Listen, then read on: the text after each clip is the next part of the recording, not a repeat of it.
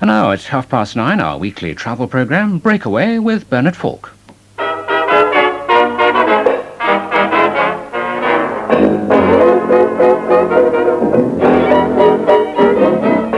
Let's do the breakaway, get hot and shake away. It's got the snappiest syncopation. Come on and fake away, get hot and shake away. You'll do the breakaway by and by. Well, howdy partners, and welcome to an all-American breakaway this morning on the 4th of July, when traditionally Americans celebrate their independence from the poor old colony, and right across the United States they'll be letting their hair down with fireworks, balloons and parties. In the United States it's time to go mad. Well, with us to help pick our way through the best advice for the visitor to America is Nigel Coombs. Have you been in America on the glorious 4th, Nigel? Oh, I have. It's one of the best times of all to go to the United States. If the Americans have a good party at any other time of the year, they say it was like a 4th of July party, and they're right. Susan, I was with an American lout last night, well, probably until the early hours of this morning, actually, and he can't wait to scurry back to see the firework display on the East River. But it shows a singular lack of gratitude that they seem to want us to actually celebrate it with them when they broke with us. Well, I agree. All you have to say to them, Bernard, is that they move from barbarism to decadence without pausing for civilization. Right, well, Susan said that, not me. I like Americans. Well, they say that the very first sign of open rebellion actually came during the celebrated Boston Tea Party, when in protest at the duty imposed on the awful weed from Britain, rebels disguised as Indians unloaded a consignment into Boston Harbour. Probably they preferred Earl Grey to PG Tips, but it's a good job they didn't have tea bags in those days. And you imagine tons of nasty little linen bags floating down the river. Anyway, Boston is a marvellous place to visit if you love exploring relics of the past. There you can find the US Constitution, it's the oldest battleship in the world, and Boston Common, which was America's very first public park. Boston has got magnificent shops, restaurants, particularly those specialising in seafood, and it's a great staging post to explore the beautiful countryside and coastline of New England. Among its most famous sons was Paul Revere, who once shouted, "The British are coming," or "The British are coming," and so are we, in the shape of Anthony Denselow, who began his trip by jenning up on Boston history. This is Boston, Massachusetts. This is where it all began. It was 1630 when the Puritan settlers first settled here. They had no idea that they were beginning such an era of history. And Bostonians make a big deal out of that history, a past which manages a high profile alongside the more expected fast-moving, fast-eating and high-rise delights of downtown America. And with its miniature Chinatown, Little Italy, elegant pockets of 19th century architecture and a towering and rapidly developing glass business sector, there's plenty of variety in Boston. A quick trip over the Charles River and you're in the quiet and rather twee red brick area of Harvard, a suitable place to experience one of Boston's greatest institutions, brunch. Brunch consists of just about anything you can or will want to eat. We've got omelets in the background. You might be able to hear them being made to order with whatever it is that you'd like. And then you can always proceed down to the sushi if you're the more daring. We've got the whole array of the salads. We've got the raw bar, of course, being Boston. You're going to have your shrimp and your clams and mussels, and you have to try those. We have about 3 or 4 tables of every kind of dessert under the sun. And Bostons are known for their sweet tooth, for ice cream, for chocolate. So it's a little bit of everything, really. Boston is the 7th largest city in the USA, yet it's surprisingly compact. It's clean, safe and cultural. It's a walking city, and proud of it. A red line on the pavement takes you on a 3-mile walk along the Freedom Trail, and there's even park rangers, complete with Yogi Bear hats, to help you on your way. The tube system is straightforward and efficient, or you can be more touristy and catch one of the many trams that circle the city. The route is actually 10 miles long and takes 90 minutes, provided, of course, you do not get off the trolley, because you have the option of getting on and off in a number of different places. We travel across the Freedom Trail, which houses 16 of America's most notable historic sites. We visit the USS Constitution. There are altogether 110 different sites that we call people's attention to. Now, you yourself are wearing a pirate's hat. There's a a worrying revolutionary spirit when it comes to tourism in Boston. Oh yes, Boston, of course, is the cradle of liberty. This is where the American Revolution had its seeds and its beginnings, and this is called a tricorn because it has 3 corners on it, and it was the very most popular sort of hat to be worn back in the latter part of the 18th century during the Revolution. Well, so far I've been very impressed, I must admit. It reminds me very much of a typical British university town, but with a distinctly American atmosphere. But basically I find it very impressive, and the coastline north of here, we've seen a fair amount of it in the past few days. It's very quaint and interesting. The people I find a little bit offhand. They maybe don't have sufficient time for you. But basically I've enjoyed it, and I'm looking forward to the next few days. Good afternoon. Good afternoon. Come in and enjoy our little house. This is the home of... Another of Boston's great attractions is that it's so easy to escape from. A weekend is long enough to see the city and then take off to discover New England's excellent coastline and interior. Sturbridge Village is 50 miles or so inland from Boston. It's where early 19th century life has been reconstructed with a typically American enthusiasm and efficiency. Some dismiss this 200-acre mock-up of a working village as a Yankee Disneyland, but it's certainly fascinating to imagine the harsh lifestyle of 150 years ago and meet some of its in-costume inhabitants. Good day, sir. Hope you've come to pay your bills. Always looking for customers that owe me money. And just come into a store like this, you could buy anything that you needed, or you might even buy something that I told you needed. So if you take a look around, you can get an idea what was available in the 1830s in a country town. Okay, what are you selling today? Well, I think it's a cold, wet day here. So I think if we went over to the barrel of rum, a little rum and sugar might get us both warm on the inside. There's a variety of places to stay in New England, hotels and inns, of course, but if you want to meet Americans beyond the concierge of your hotel, then why not try a bed and breakfast? Helena Champion runs a B&B reservation service in Marblehead and North Shore. Some of our more popular bed and breakfasts are antique colonials dating back to the 1600s, Victorians from the turn of the century, and all of them, or most of them, have real American hosts. And what about cost? In England we assume bed and breakfast to be fairly cheap. Is that the case over here? Perhaps not as cheap as in Britain, I'm afraid. A typical bed and breakfast might range from $42 for 2 people, including breakfast. But of course that's still a lot more reasonable than most motels and hotels.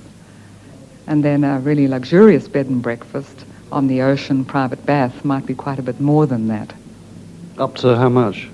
Oh, up to $75, even $100, although most of my bed and breakfasts are no more than $75. All you need to see New England is a hire car and a decent map. Many people travel south to Martha's Vineyard, but increasingly visitors are heading north to discover the likes of Cape Ann, with its hospitable fishing villages, lovely wooden houses, and fine seafood restaurants. Each village has its own peculiarities. Rockport, for example, is the centre for a thriving artistic colony and has a multitude of art shops, but no bars. The story of how Rockport became dry is proudly recounted by one of its gallery owners. We had a very determined woman by the name of Hannah Jumper who used to see the men on payday spending their money on booze and liquor.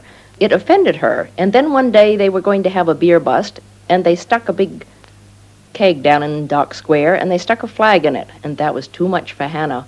And she went back and she rounded up her vigilante troop, her women, and a whole troop of women with axes came down and smashed all of the barrels and kegs and bottles in all of the rum shops. The town was then declared officially dry. We've voted on it many times after that, and it has come close sometimes to being voted a wet town, but it has never made it. The North Shore boasts some wonderful seafood, especially lobsters and clam bakes, but the sea also throws up other treasures. In the right season, you can go whale watching. Captain Fred is one person who takes people out to look at the whales. Fred, what is the season exactly? We usually start up in the end of April and go right through the month of October. We do a lot of with the school children during the spring months and the fall. Now the season really gets underway at about mid-part of June. We go out twice a day, 8:30 in the morning, and and 1:30 in the afternoon. What can people actually expect to see? Wales aren't renowned for exposing themselves, are they? Well, the last couple of years we've had good shows on the humpback whale. They're very friendly, and they like to perform in front of the people. They'll come up right alongside of the boat, and they'll go up in the air, and they'll do sky popping and breaching and all kinds of different acts for the people. They seem to be ham actors, actually. So for $15, you will actually guarantee a sighting then? Yes, absolutely. Right. We've had 99% sightings last year, so it's been very good. Between Cape Ann and Boston lies Salem, a charming and quiet town, but once such a thriving port that in the old days many Chinese traders believed it to be a country. But there's no escaping Salem's most famous historical happening, the witch trials. There is something of a witch's industry in Salem, half tacky, half genuinely interesting, that revives those grisly days of hysteria back in 1692. There are a lot of sites in the area, the Witch House for one, which is where the judge lived and where the pre-trials were held.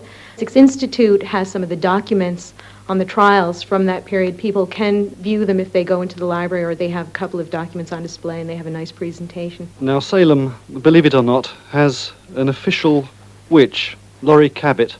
Now, how many other towns have an official witch? Isn't it something of a touristy proposition for Salem to have one? Well, I think it's absolutely wonderful for Salem. However, I'm the only one in the United States and actually the only one in the world. There's something of a witches industry here in Salem. I mean, we're currently actually sitting in a small witches supermarket that Yeah. you run, don't you? Well, I don't. My daughter does, but I started it, yes. Well, there's a need. You know, we have to shop, too, because we use tools. We use magic wands, and we do use in everyday life a lot of herbs and frankincense and myrrh, incenses. They're part of our tools in the way that we live our lives.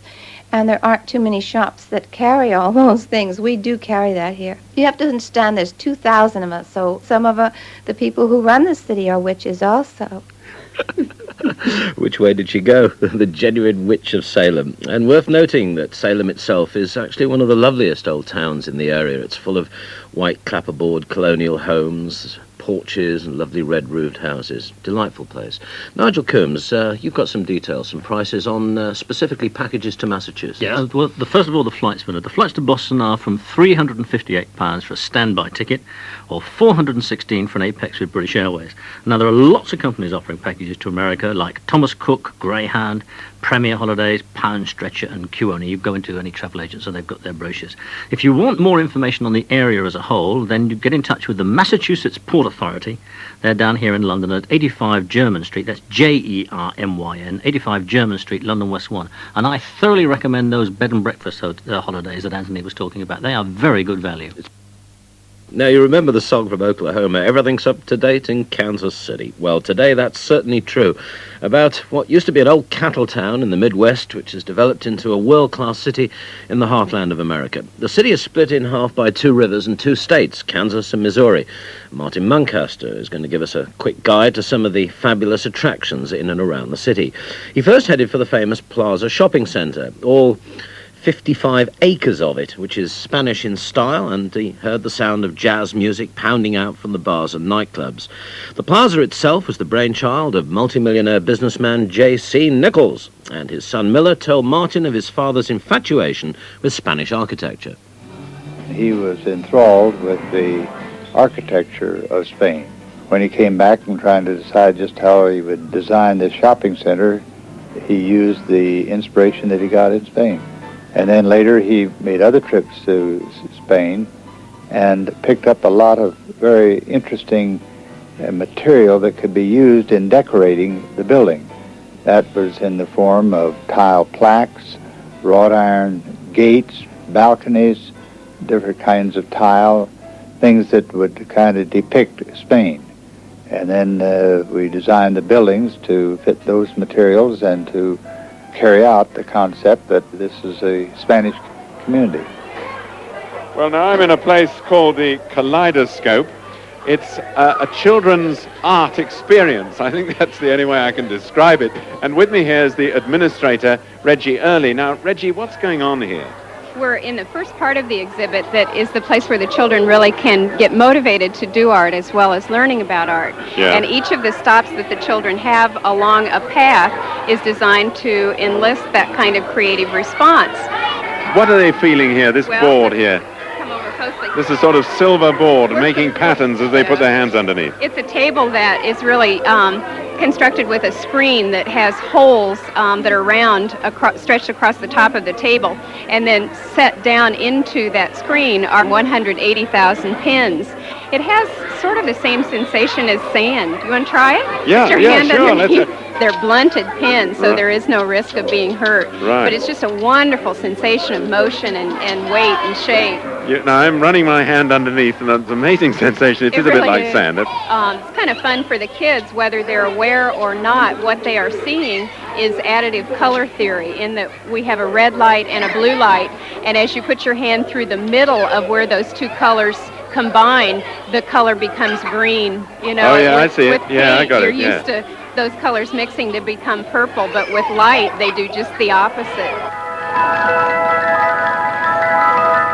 Another exhibit that attracts the children is this square of transparent plastic, about the size of a biscuit tin, with miniature music boxes fixed into its sides. With little keys, you just wind up as many as you can, and they all play at once. Makes for an unusual experience in sound. Kansas people are welcoming. They're proud of their city and its traditions. In its Midwestern way, it's a place of considerable beauty, with, incidentally, nearly as many fountains as Rome. It's also only a short drive from the high-rise and industrial developments to the lush green farmlands, where the cattle roam.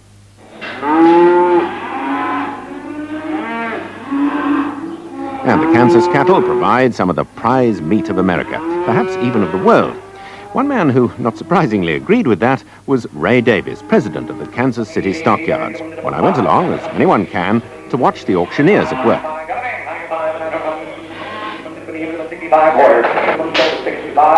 Oh, you betcha. Get as good as you can anywhere in the world. We're in the middle of the whole cattle producing area.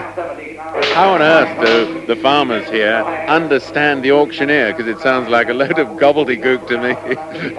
Well, I tell you what, if you'll do, if you will start where he starts. See, he's at 41 and a quarter, 41 and a half, 42, 43, 3 and a quarter. See, he didn't get to 3 and a quarter, so he sold it 43. Yeah, that's 43 cents, is That's it? 43 cents a pound, or Yeah. $43 a hundred. Right. I could sit here, and after I start bidding, I can just sit here and move one finger, and he'll take a bid. I can blink my eyes or raise my eyebrows. Everybody's got a different method of bidding. It's really not secretive. It's just for a convenience. You know, if you stood here and waved your arm every time you bid and moved it up and down, by the time you got through in a 12-hour day, your arm would be ready to fall off. I hope I haven't bought any cattle here today, have I? Well, now that is an old wives' tale. That man knows. You sitting there with a recorder in your hand, you're not a cattle buyer. Well, that was a relief anyway.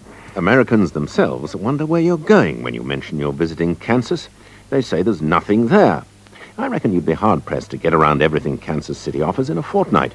And there's always the jazz to take you through the night after a hard day's sightseeing.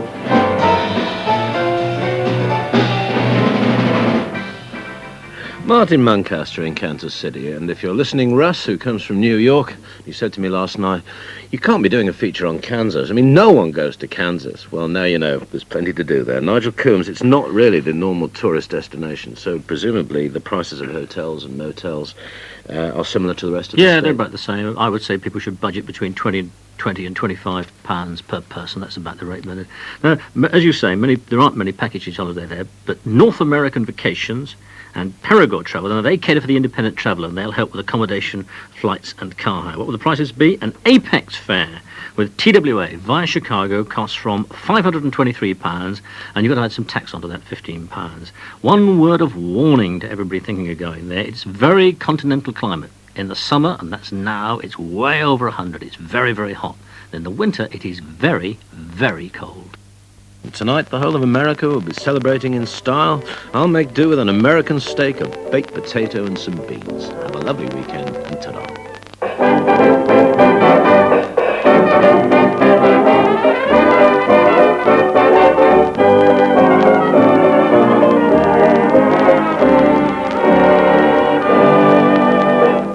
Breakaway was presented by Barnard Falk and produced by Helen Robson.